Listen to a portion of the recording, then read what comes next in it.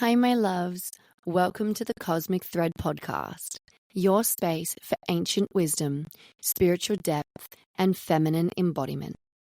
I'm your host, Jessie Jade, and here we weave spiritual insights into the modern world so that you can become the highest version of yourself possible. Hi, guys. Welcome back to another episode. I'm really excited for this episode because it's a little bit impromptu. I was just having my morning coffee and I was sitting outside and I was just looking at, the trees and the butterflies and my puppy dog sitting next to me. And I was just thinking about how much life has shifted in such a short amount of time. And I was kind of laughing about how I've been searching for my purpose for such a long time. And then, once you step into it and realize what it is, it's like you were never searching. You can almost forget how many years you'd been putting into trying to figure out who you were and what you were here to bring. And, once you've stepped into that, you can kind of forget that that was such a huge process. So I've been sitting here and thinking about it. And I'm really wanting to record this episode today to really kind of talk about the idea or the question of, are you lost trying to find your purpose? Because I think that this is something that majority of the world are looking to do. And to be completely honest as well, I don't think that your purpose is one thing. I think that as human beings, we're so multidimensional, we're so dynamic that our purpose can never be one thing. Because if we choose to be a wife, if we choose to be a mother, if we choose to be a CEO, then all of those things, they're all our purpose. All of them separately and collectively. But if you go off to be CEO of a company and that is your purpose and that is your driving force, and then you think, fuck, I don't care about this anymore. I want to go into coaching. Well, then your purpose has shifted. And so is your alignment and your path. And your purpose beforehand wasn't incorrect. It just was there for that season of growth for you. So I've been looking at the idea of our purpose, and I really do think that it's kind of a charged idea, but at the same time, I also very much believe in it. And so I've been looking at the way that society runs, and society is designed to keep you lost.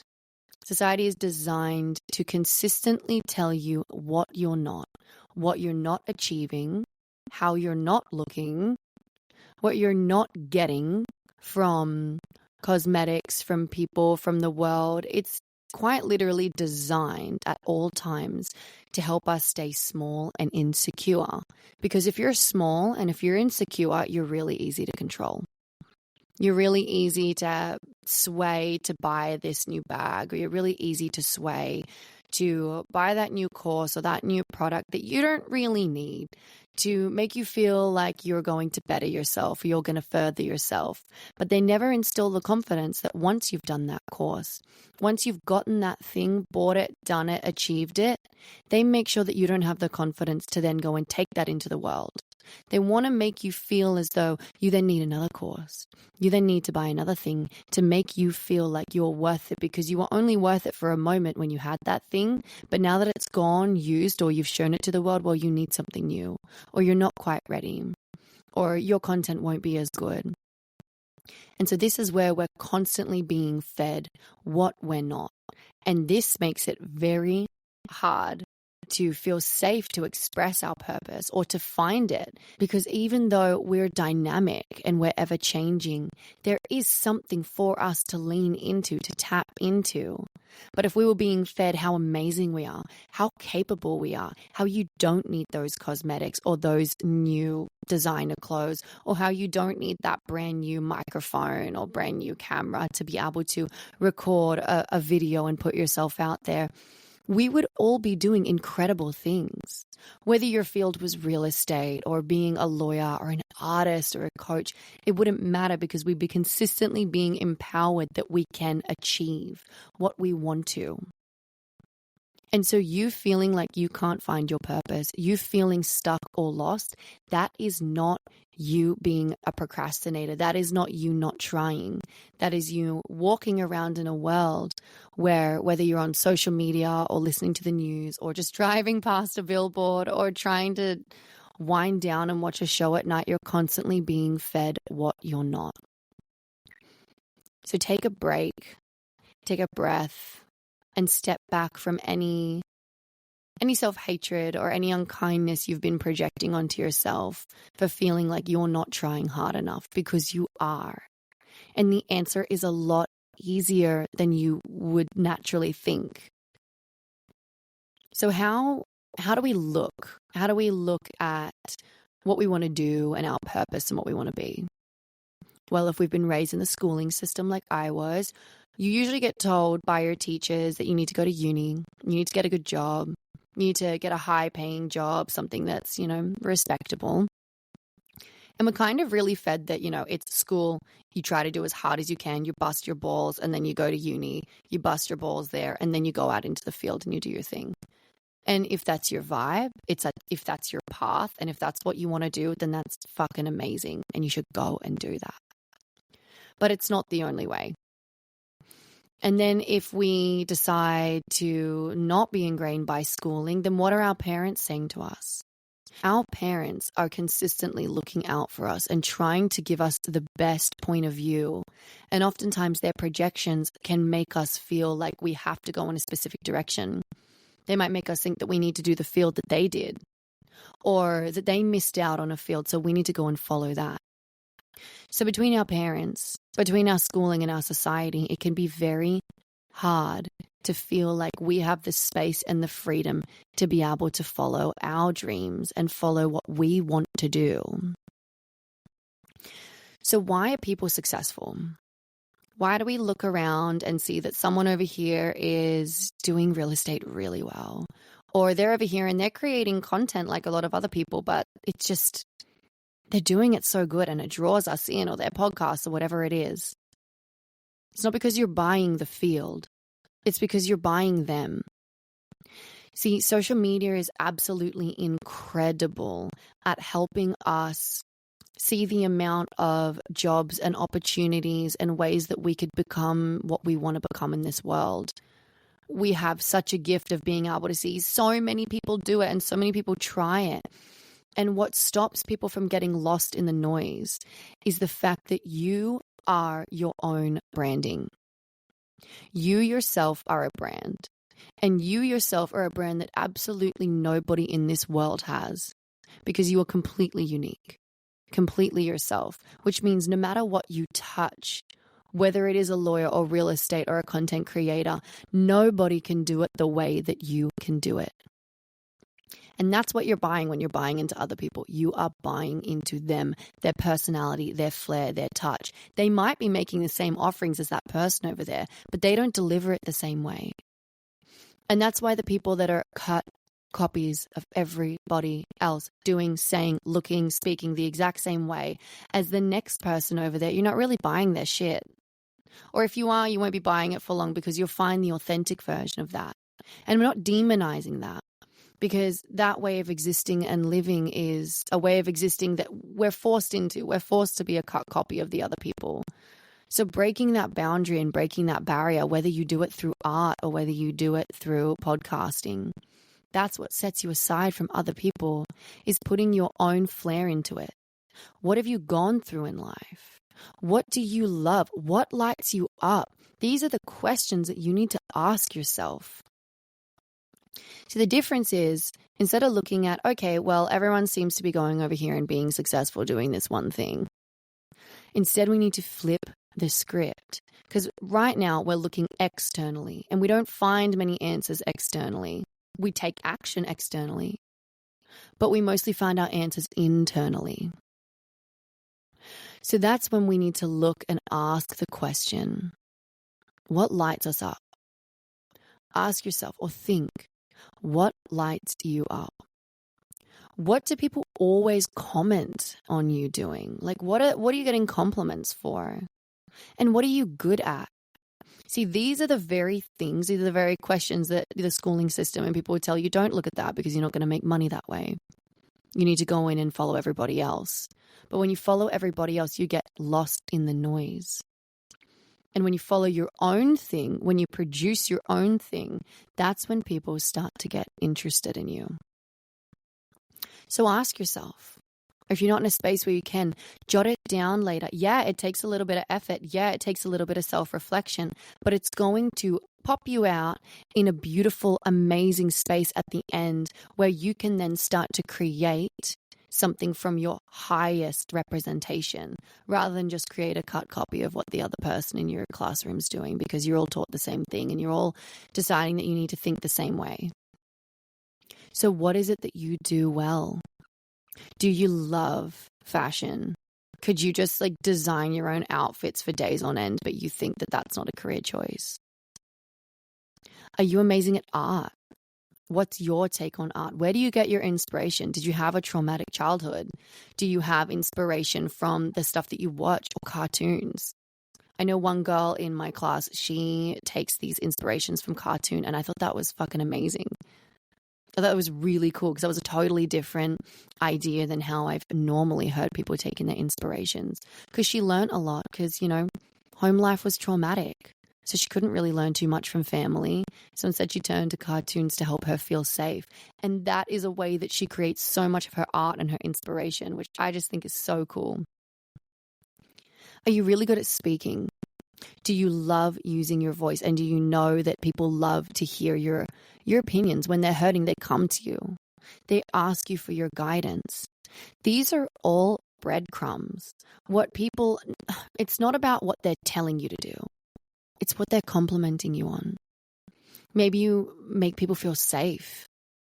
Maybe you make people feel seen. These are all avenues for you to be able to start to dive into your purpose.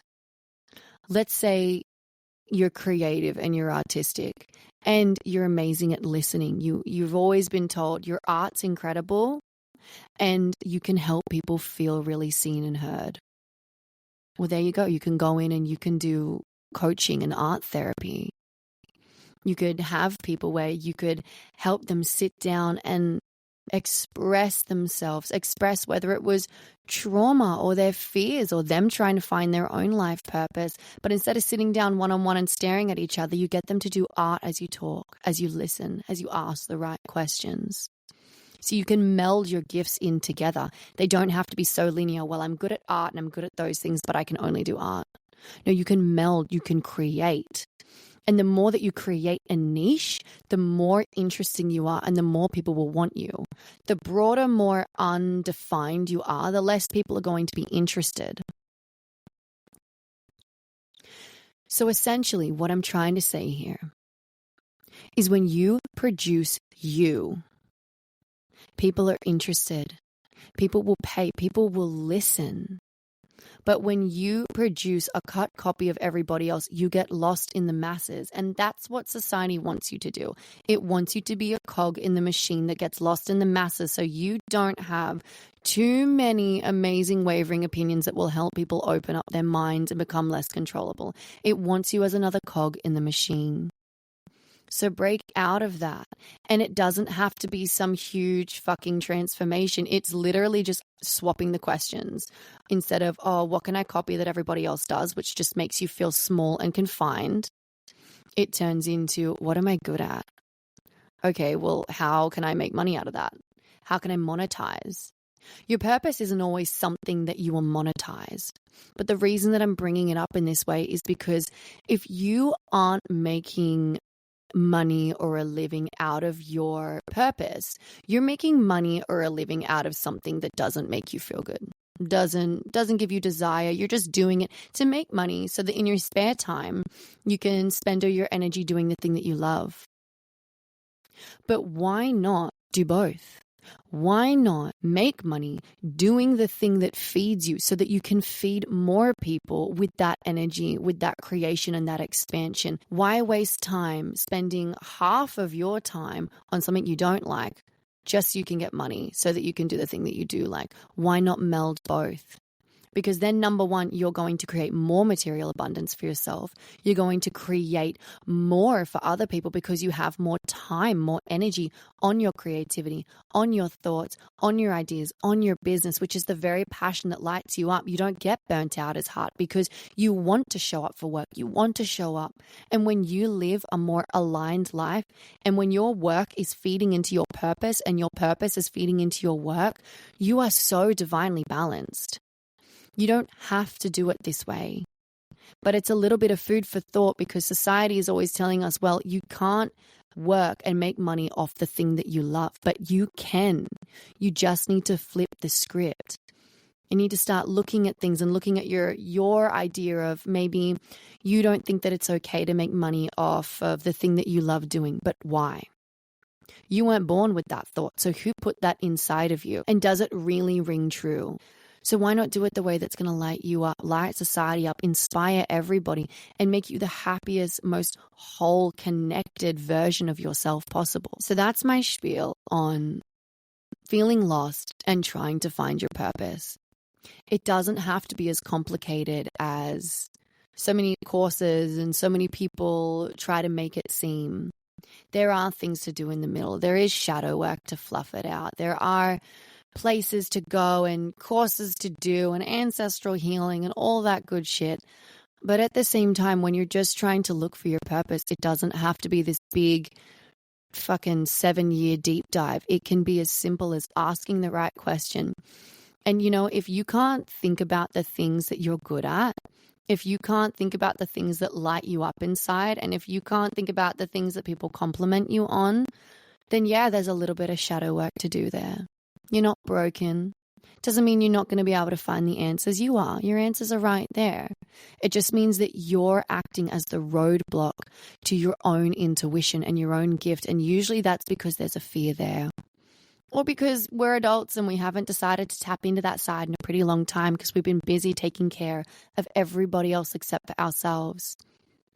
But no, it's time to fill your own cup up first, because when your cup is full, you have so much more abundance to give to your kids, to give to your partner or your family or those outside of yourself.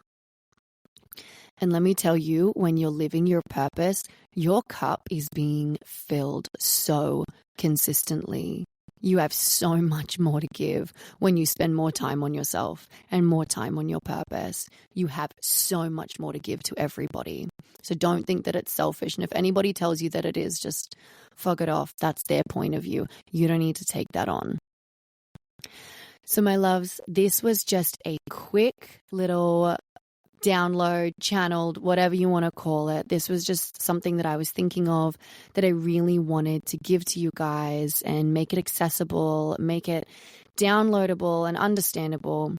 And if you have any questions or if you're struggling with anything, please drop a comment or DM me on Instagram. I will link my Instagram, my YouTube, all the things down below. I'd love to hear from you. I'd love to hear your thoughts, your ideas, anything you're struggling with in finding your purpose or any questions you have, or if this episode helped you and this is all you needed. And if you're feeling called and this content speaks to you, please subscribe and share this episode with someone in your life. Please comment down below.